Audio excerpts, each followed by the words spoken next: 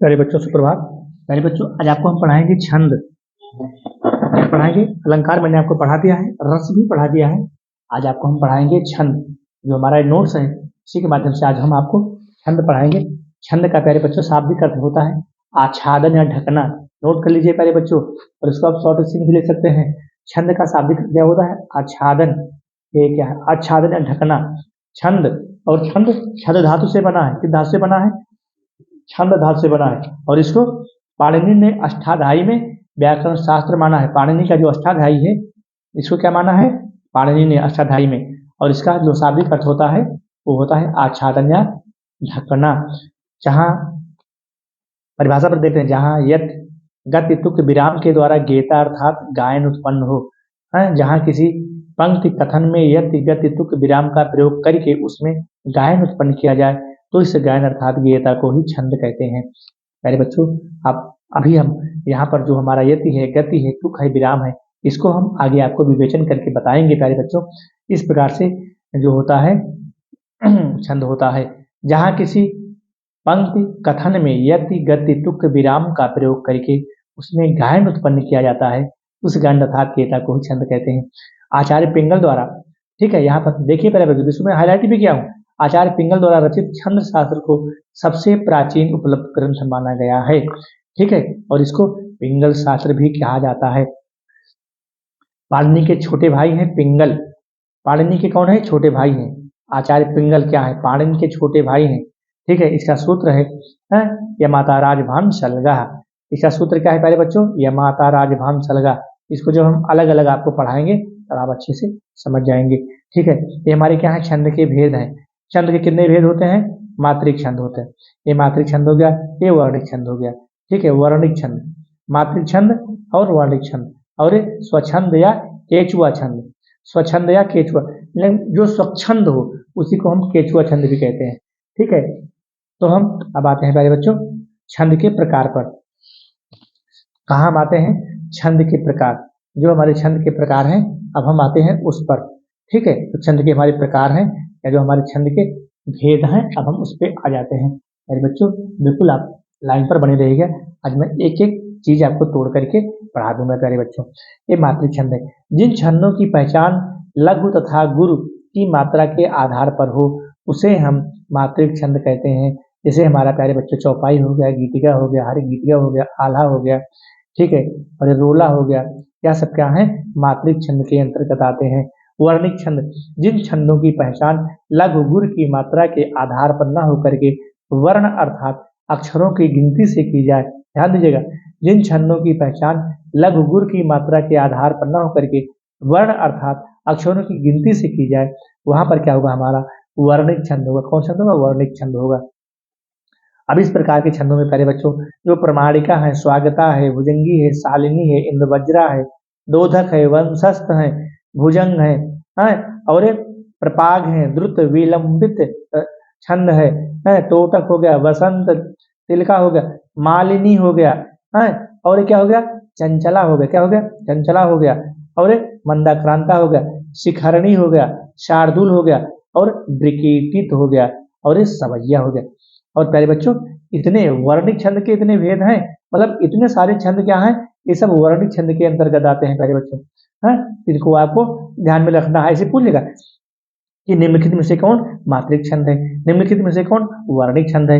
तो जो मात्रिक छंद को हम ध्यान में रखे रहेंगे, जो हमारा चौपाई है, गीतिका है, हरि गीतिका है, रोला है, और ये हमारा आल्हा है, और ये रूपमाला है, ये इतने छंद हमारे मात्रिक हैं और इतने छंद हमारे वर्णिक छंद हैं। तो प्यारे बच्चों हम दे देगा कि निम्नलिखित में से कौन मात्रिक छंद नहीं है, तो चौपाई गीतिका और रोला को दे दिया और यहीं से उठा के एक और दे देगा, और उसी में बच्चे गलत कर देते हैं। तो इस प्रकार से प्यारे बच्चों ये हमारे छंद, इस प्रकार से हम छंद को जानेंगे। और हमारा ये क्या है? ये भेद है। क्या है? भेद है। कौन सा भेद है? साधारण या वर्णिक भेद। प्रत्येक चरण में 1 से 26 वर्ण होते हैं। साधारण या वर्णिक छंद में प्रत्येक चरण में 1 से 26 वर्ण होते हैं। ठीक है, जैसे हमारा सवैया होगा 1 से 26 वर्ण तक में छंद साधारण छंद कहलाते हैं। दूसरा हमारा दंडक हो गया। ठीक है, ये छंद के भेद हैं। ये साधारण वर्णिक छंद है, ये दंडक छंद है। जिस छंद रचना में प्रत्येक चरण में 26 वर्ण से अधिक होते हैं, जिस छंद रचना में प्रत्येक चरण में 26 वर्ण से अधिक होते हैं, उसे दंडक या वर्णक छंद कहा जाता है। जैसे घनाक्षरी छंद हो गया, घनाक्षरी छंद हो गया, कौन सा छंद हो गया, घनाक्षरी छंद हो गया। मेरे बच्चों इस प्रकार से कंठस्थ करना है। और भक्ति काल तक मुक्त छंद का अस्तित्व नहीं था।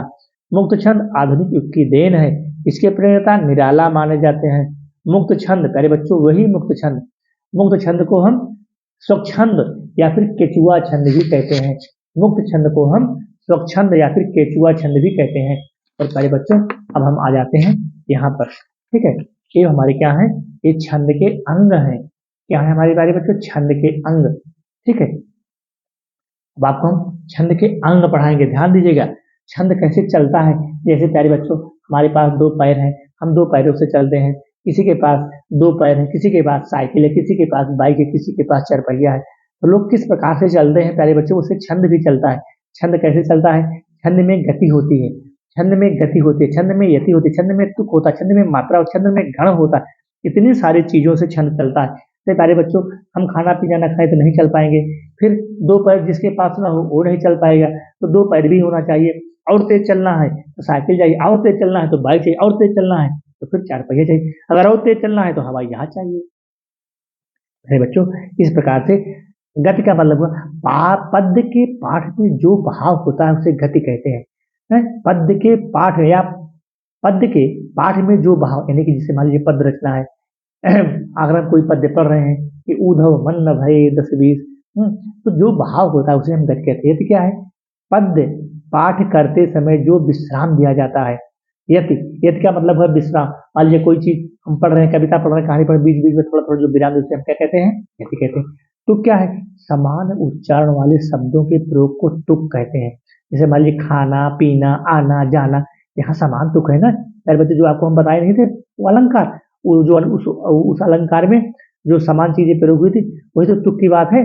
समान उच्चारण वाले शब्दों के प्रयोग को तुक कहते से तुकांत होते से आना जाना, खाना पीना, रहना सोना। हाँ, ये क्या है, लास्ट में इनका तुक मिल रहा है।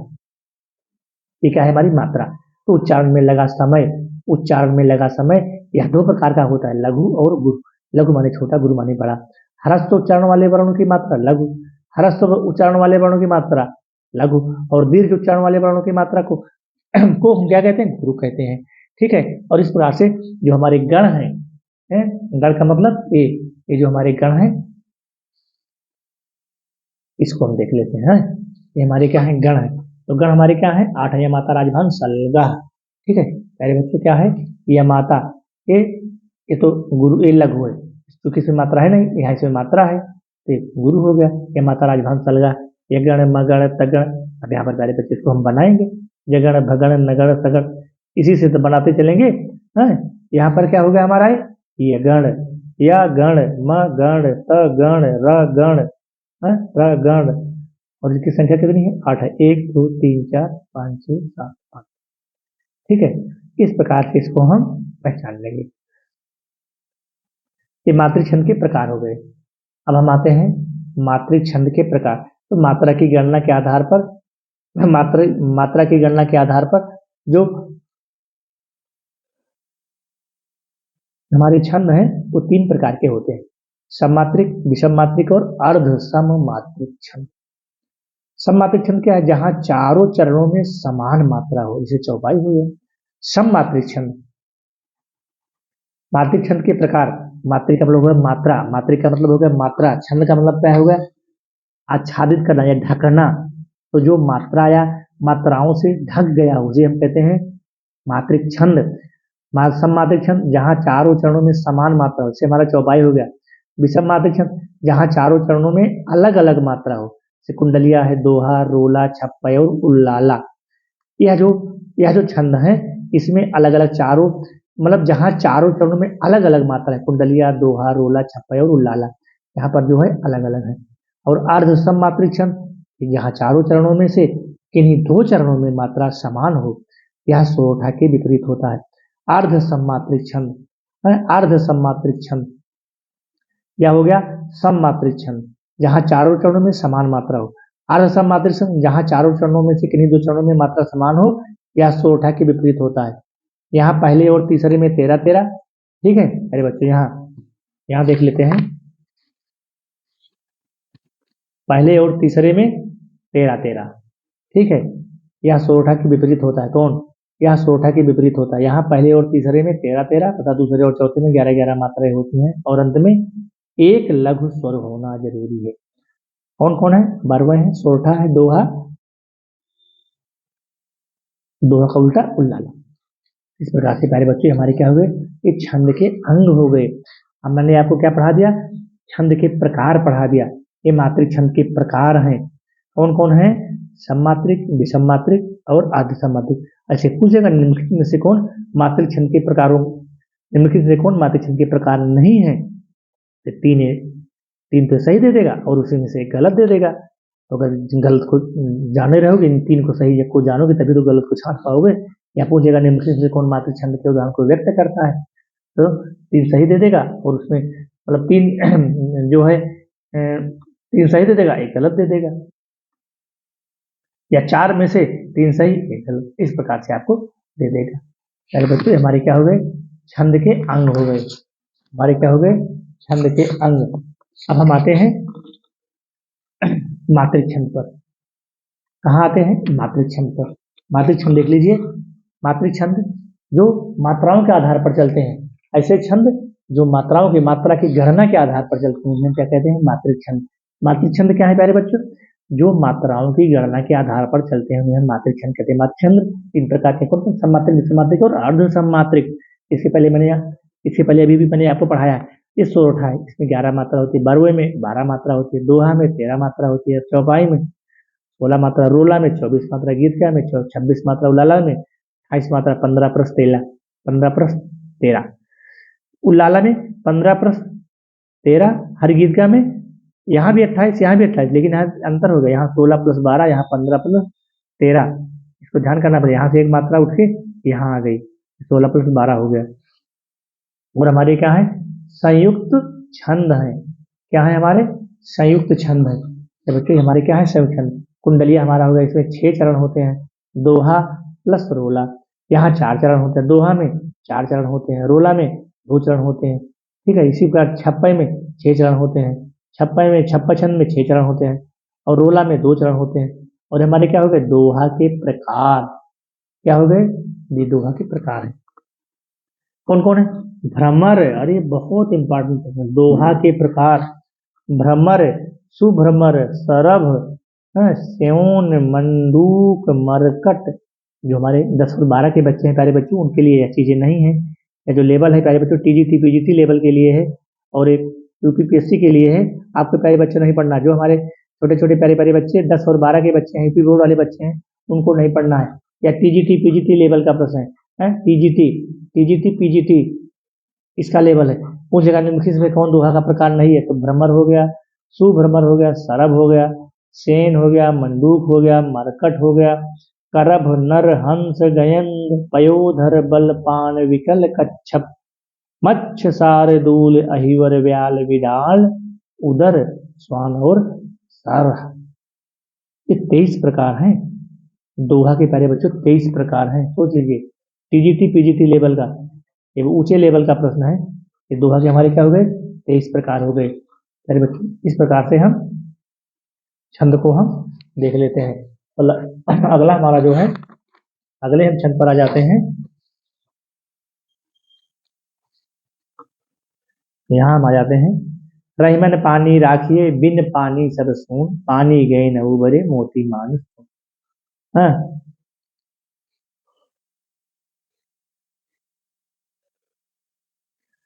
यहाँ मात्रा का अर्थ है, रहीमन में ही पानी में ही लगने से समय को मात्रा कहा जाता है। ये मात्रा का अर्थ है, जो अभी शिवाजी मैंने आपके प्यारे बच्चे पढ़ाया था कि ये मात्रा क्या है। हाँ, ये मात्रा के प्रकार होते हैं। लघु मात्रा, हाँ ये लघु मात्रा, ये हरस्व लघु, ये हरस्व स्वर है, लघु स्वर है। एक मात्रिक स्वर, मूल स्वर, छोटा ई, छोटा अ, ई, उ, सी और री, ये क्या है, एक मात्रिक स्वर है, एक मात्रिक स्वर। और ये दीर्घ मात्रा वाले, ये दीर्घ मात्रा वाले स्वर है प्यारे बच्चों। कौन है दीर्घ मात्रा वाले से, दीर्घ मात्रा, गुरु मात्रा, दीर्घ मात्रा है, संयुक्त स्वर।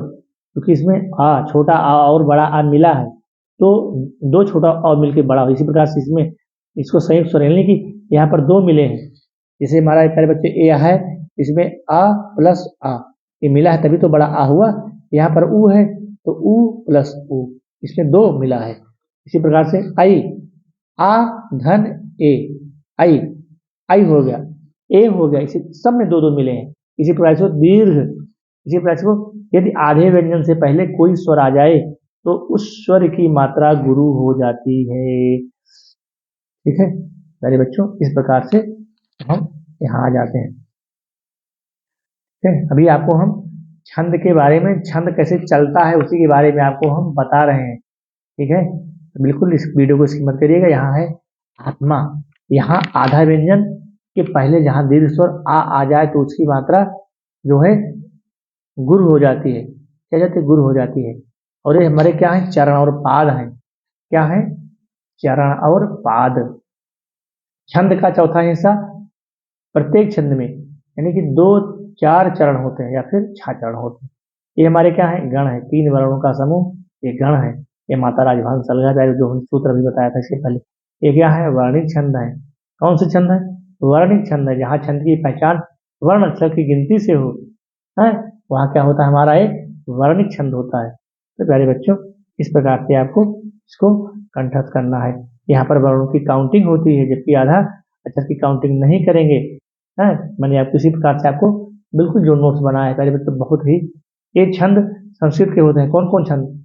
उपजाति छंद, गायत्री छंद, आर्या छंद, अनुसूक्त छंद, इंद्रवज्जा, उपेंद्रवज्जा, शार्दूल, विक्रीडत, वंशस्थ, मंदाक्रांता और मालिनी।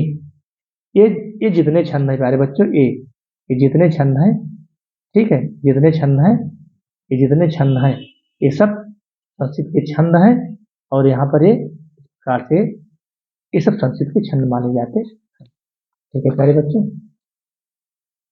अब हम आते हैं